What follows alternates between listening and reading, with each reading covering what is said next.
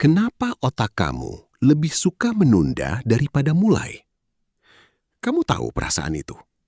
Ada sesuatu yang harus dikerjakan. Deadline-nya jelas. Kamu tahu kalau kamu menunda, hidupmu akan lebih susah. Tapi tetap saja, kamu buka YouTube, scroll Instagram, tiba-tiba 2 jam hilang dan kamu belum mulai apa-apa. Dan yang paling menyebalkan, kamu tidak bodoh. Kamu tahu persis apa yang harus dilakukan. Tapi otak kamu seperti menolak untuk memulai. Ini bukan masalah malas. Ini bukan masalah karakter. Dan ini jelas bukan masalah yang bisa diselesaikan dengan lebih banyak motivasi atau lebih kuat mengandalkan willpower. Karena prokrastinasi, menurut psikologi modern, adalah masalah emosi, bukan masalah manajemen waktu. Hari ini, kita akan masuk ke dalam sains di balik kenapa otak manusia secara aktif memilih menunda. Apa yang sebenarnya terjadi di dalam otakmu saat kamu prokrastinasi? Dan kenapa solusi yang selama ini kamu coba, niat lebih kuat, to-do list lebih panjang, motivasi lebih besar, tidak pernah benar-benar bekerja? Mari kita mulai dari awal. Prokrastinasi bukan tentang waktu.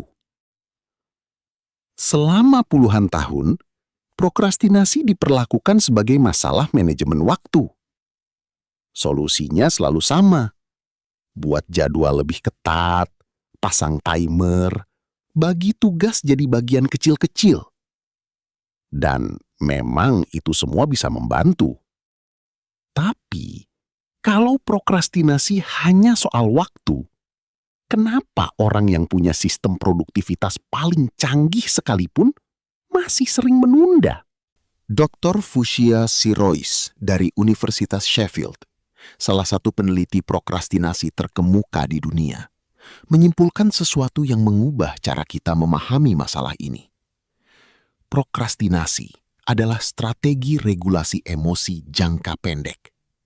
Artinya, otak kamu tidak menunda karena tidak tahu cara mengatur waktu. Otak kamu menunda karena itu adalah cara termudah untuk menghindari perasaan tidak nyaman yang muncul ketika kamu memikirkan tugas tersebut. Bukan tugasnya yang jadi masalah, tapi perasaan yang datang bersamanya. Yang sebenarnya terjadi di dalam otakmu. Ketika kamu menghadapi sebuah tugas, terutama tugas yang terasa berat, membosankan, membingungkan, atau menakutkan, dua bagian otak langsung berhadapan satu sama lain. Yang pertama adalah amigdala, bagian otak primitif yang bertugas mendeteksi ancaman dan memicu respons emosional. Amigdala tidak peduli apakah ancamannya adalah harimau di hutan atau presentasi yang harus kamu siapkan. Kalau sesuatu terasa mengancam, amigdala bereaksi. Yang kedua adalah prefrontal cortex, bagian otak rasional yang bertanggung jawab untuk perencanaan jangka panjang, pengambilan keputusan, dan kontrol impuls. Prefrontal cortex yang bilang, kerjakan sekarang, nanti kamu lega. Masalahnya, dalam pertarungan antara amigdala dan prefrontal cortex, amigdala hampir selalu menang dalam jangka pendek. Karena amigdala bereaksi lebih cepat, lebih kuat. Dan ketika amigdala memutuskan sesuatu terasa tidak nyaman, sinyal yang dikirim ke otak adalah hindari ini sekarang. Dan ketika kamu membuka YouTube atau scroll media sosial sebagai gantinya, kamu mendapat hadiah instan, dopamin, rasa lega, ketegangan berkurang seketika. Otak kamu belajar menunda sama dengan lega, mengerjakan tugas sama dengan tidak nyaman. Dan pola ini semakin kuat setiap kali diulang. Kenapa willpower tidak bekerja? Ini adalah bagian yang paling penting dan mungkin paling melegakan dari seluruh video ini. Kamu gagal menyelesaikan tugas bukan karena willpowermu lemah. Kamu gagal karena willpower memang bukan alat yang tepat untuk masalah ini. Willpower adalah sumber daya yang terbatas. Penelitian Roy Baumeister dari Florida State University memperkenalkan konsep ego depletion. Ide bahwa kemampuan kita untuk mengendalikan diri berjalan seperti baterai. Semakin banyak digunakan, semakin cepat habis. Jadi ketika kamu mengandalkan willpower untuk melawan dorongan menunda, kamu sedang mempergunakan sumber daya yang akan habis. Dan semakin habis, semakin kamu butuhkan.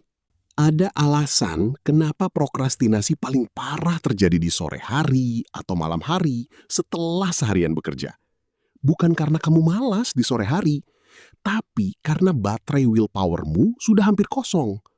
Dan inilah kenapa solusi berbasis willpower. Aku harus lebih disiplin, aku harus lebih kuat, aku harus lebih termotivasi. Tidak pernah benar-benar menyelesaikan masalahnya. Kamu tidak kekurangan tekad.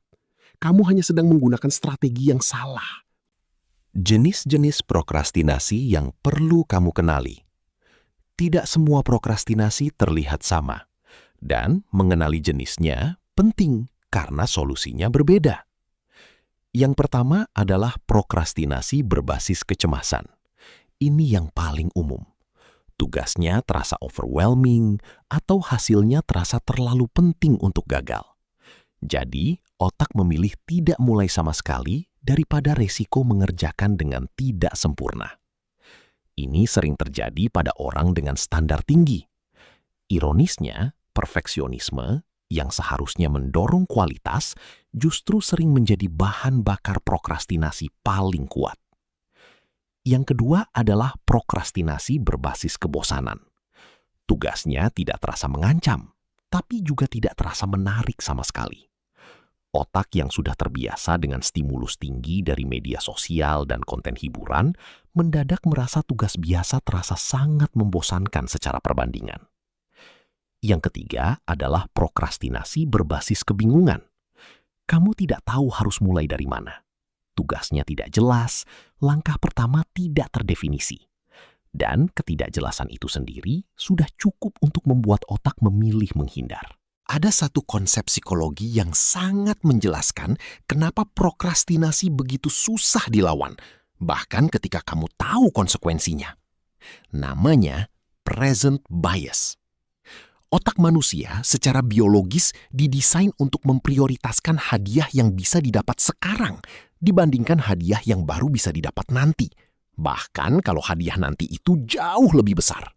Penelitian menunjukkan bahwa ketika orang diminta memilih antara mendapat Rp100.000 hari ini atau Rp150.000 minggu depan, mayoritas memilih yang sekarang. Tapi ketika pilihan yang sama digeser, Rp100.000 sebulan lagi atau Rp150.000 5 minggu lagi, tiba-tiba kebanyakan orang mau menunggu. Bedanya hanya soal jarak dari saat ini.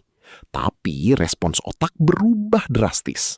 Ini menjelaskan kenapa kamu bisa dengan sangat yakin berkata malam ini, besok pagi aku pasti mulai. Dan besok paginya, versi kamu yang baru bangun dan menghadapi tugas secara langsung, tiba-tiba merasa jauh lebih berat dari yang dibayangkan tadi malam. Versi kamu di masa depan selalu terasa lebih mampu, lebih bersemangat, lebih siap. Tapi versi itu tidak pernah benar-benar datang. Karena ketika masa depan itu tiba, kamu sudah jadi versi saat ini lagi. Lalu, apa yang benar-benar bekerja? Kalau willpower bukan jawabannya dan motivasi tidak bisa diandalkan, apa yang sebenarnya efektif? Psikologi modern menawarkan beberapa pendekatan yang benar-benar berbasis bukti. Pertama, turunkan ambang batas memulai, bukan tingkatkan motivasi. Masalah terbesar prokrastinasi bukan di tengah pengerjaan, tapi di momen memulai. Momen pertama itu adalah yang paling berat secara emosional. Jadi, daripada memaksa diri untuk mengerjakan satu tugas besar selama 2 jam, coba buat komitmen yang sangat kecil dan sangat spesifik. Aku akan buka dokumen ini selama 2 menit. Hanya itu, 2 menit. Ini berkaitan dengan apa yang disebut behavioral activation. Prinsip bahwa tindakan mendahului motivasi, bukan sebaliknya. Kamu tidak perlu merasa siap untuk mulai. Kamu harus mulai untuk bisa merasa siap. Kedua, identifikasi emosi spesifik di balik penundaan. Sebelum kamu bisa mengubah pola prokrastinasi, kamu perlu tahu perasaan apa yang sedang dihindari. Tanyakan pada diri sendiri, kalau aku mulai tugas ini sekarang, perasaan apa yang akan muncul? Takut gagal? Bosan? Bingung? Tidak layak? Ketika kamu bisa menamai emosinya dengan spesifik, kamu sudah mengambil sedikit kekuatannya. Dalam acceptance and commitment therapy, ini disebut cognitive diffusion, jarak antara kamu dan pikiranmu. Ketiga, desain ulang lingkunganmu, bukan kepribadianmu. Ini mungkin yang paling praktis. Prokrastinasi tidak terjadi di vakum. Ia terjadi karena ada pilihan yang lebih mudah dan lebih menyenangkan yang selalu tersedia. Notifikasi muncul, ponsel ada di meja, tab browser terbuka. Penelitian psikologi lingkungan menunjukkan bahwa mengubah lingkungan fisik jauh lebih efektif daripada mencoba mengubah perilaku melalui tekad. Kalau ponselmu tidak ada di meja, kamu tidak perlu willpower untuk tidak memakainya. Buat pilihan yang benar menjadi pilihan yang paling mudah, bukan pilihan yang membutuhkan perjuangan. Ada satu sisi prokrastinasi yang jarang dibahas, tapi sangat penting.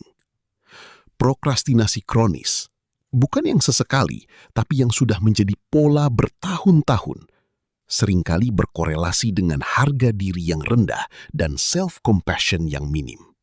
Penelitian Dr. Christine Neff dari University of Texas menemukan bahwa orang yang lebih mampu berbelas kasih terhadap diri sendiri setelah gagal justru lebih cepat bangkit dan lebih kecil kemungkinannya untuk prokrastinasi di masa depan. Artinya, menghukum diri sendiri karena menunda justru membuat prokrastinasi semakin parah. Rasa bersalah dan malu yang muncul setelah menunda adalah bahan bakar untuk penundaan berikutnya. Otak yang sudah terlanjur merasa buruk tentang dirinya sendiri tidak punya energi untuk memulai.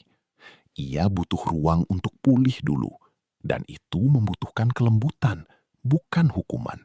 Kalau kamu sudah menonton sampai sini dan mengenali dirimu dalam banyak hal yang dibahas, itu bukan tanda kelemahan. Itu tanda bahwa otakmu bekerja persis seperti yang dirancang evolusi. Menghindari ketidaknyamanan, mencari kepastian, memprioritaskan yang sekarang atas yang nanti. Masalahnya bukan otakmu. Masalahnya adalah dunia modern yang penuh distraksi instan ini tidak cocok dengan desain otak yang sudah berusia ratusan ribu tahun. Prokrastinasi bukan tentang malas, bukan tentang tidak cukup disiplin, bukan tentang karakter yang buruk. Ini tentang otak yang mencoba melindungi dirimu dari ketidaknyamanan, dengan cara yang sayangnya justru menciptakan ketidaknyamanan yang jauh lebih besar di kemudian hari. Dan ketika kamu memahami itu, bukan hanya secara intelektual, tapi benar-benar memahaminya, cara kamu memperlakukan dirimu sendiri saat menunda pun bisa mulai berubah. Mulai dari sana. Bukan dari to-do list yang lebih panjang. Bukan dari alarm yang lebih banyak. Dari pemahaman bahwa kamu bukan masalahnya. Dan dari situ, solusi yang nyata baru bisa dimulai.